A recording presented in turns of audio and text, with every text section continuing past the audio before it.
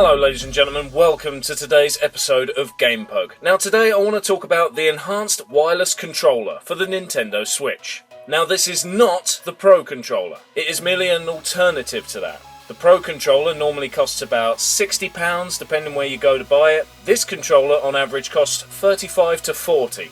Now throughout this video we'll be doing many comparisons to the Pro Controller, so keep that in mind. Now here's the controller outside of the box. As you can see, I've gone for a Pokemon design. Not so much because of Pikachu, but because it's got Mewtwo on it. It just looks so cool. There is also a Spyro the Dragon design, and it looks awesome as well. There are even Legend of Zelda ones out there. In fact, in some places, one particular Legend of Zelda design is actually cheaper than the others right now. I should imagine this is because the design is from Breath of the Wild, which is getting to be a bit old now. Now, straight away, I will point out the main reasons for this controller being cheaper than the Pro Controller. 1. It does not have any form of motion controls. 2. It has no rumble feature. And 3. Unlike the Pro Controller where you can plug it into a USB port and just charge it, this controller runs off of AA batteries, like some old Xbox 360 controllers for example. But now to get a feel for the thing.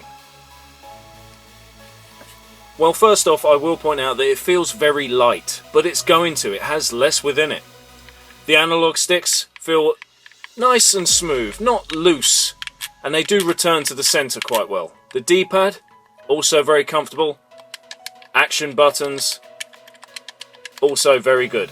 All the buttons feel very comfortable and very responsive. Now I will point out that on the back of this controller there are additional buttons here and here. Also here. This one doesn't bother me so much, but when playing, these two are a little annoying. I don't like the position of them. They are called AGR and AGL. And of course here is where your batteries go. Now while it does feel light, that doesn't mean it feels cheap. When I put it down and pick up a Pro Controller, yes, the Pro Controller does feel that little bit better. Especially because it doesn't have the silly buttons on the back, which I really do not like. Everything feels good and solid with the Pro Controller, also because it's heavier.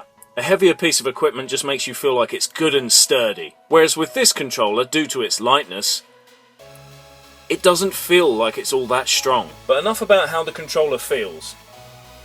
Is it any good to play with? I'm quite glad to say, yes, it works fine. Here is some slightly rubbish footage of me playing Mario Kart on my Nintendo Switch. Obviously I haven't gone and shown you just game footage recording because that defeats the point. I want to show you that the controller feels good and it's responsive. And here it is.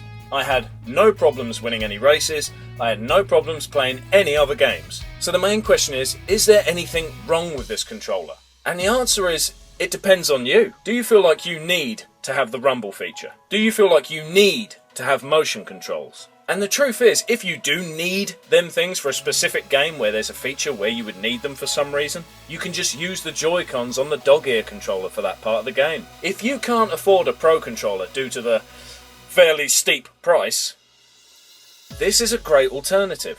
And if you don't like the fact that you have to keep replacing batteries all the time, you could always just invest in rechargeable batteries. It's not the end of the world. P.S. In case you were wondering, them back buttons, the AGR and AGL are assign buttons, and the middle one is press to program. I won't lie, I've had no use for any of these buttons yet. I hope you enjoyed this very quick review today. If you did enjoy the video, please click like or leave a comment, it's all good. And if you want to help the channel out, please click subscribe, it really does help. Thank you very much for watching, and I'll see you next time.